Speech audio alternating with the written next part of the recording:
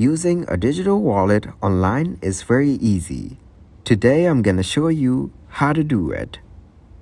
So first of all, choose your digital wallet. Several digital wallets are available, including Apple Pay, Google Pay, Samsung Pay, and PayPal. After that, choose the one that is compatible with your devices and preferred payment methods. Now, set up your digital wallet. Download the digital wallet app for your device and follow the setup instructions.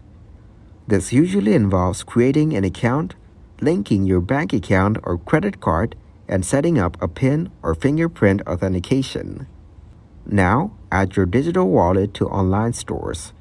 Many online stores accept digital wallet payments. Then, look for the digital wallet icon, for example, Apple Pay, Google Pay, or PayPal during the checkout process.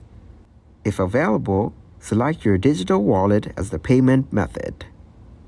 Now, complete the payment.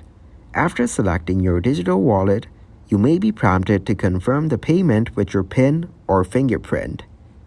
Once you authorize, the payment will be processed with your linked payment method.